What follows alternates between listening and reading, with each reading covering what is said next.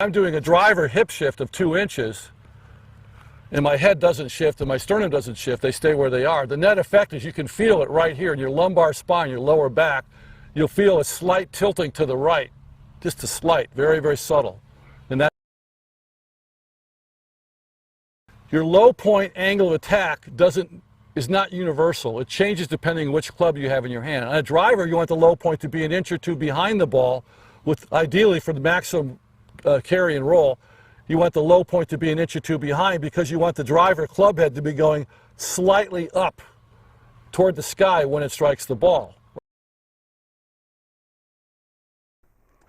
Anyway, when you get that mid-body bracing, you'll feel the tuck, you'll feel the belly pressing into the spine, you'll feel the glutes tighten right here, and you'll feel like you've got a back brace. If you ever wear a back brace, you'll feel like you've got a nice, natural, your own self-created back brace around this midsection of your body.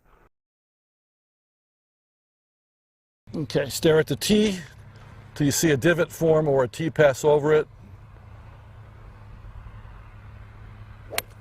That was also really good. Okay, now the only problem with that one is, and this is very common, he did it so well, he kept his head looking down basically till it was finished. And of course, that's why he had a restricted finish. He basically stopped somewhere between here and about there.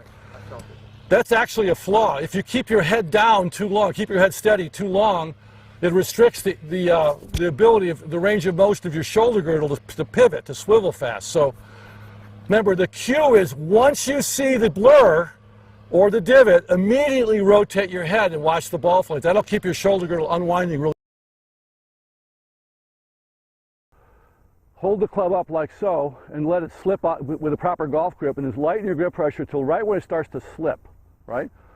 I would call that about between a 1 and a 2, right? And go this way, and most people will instinctively, when you go this way, you'll feel it start to tighten automatically, otherwise it might actually, you might actually drop it.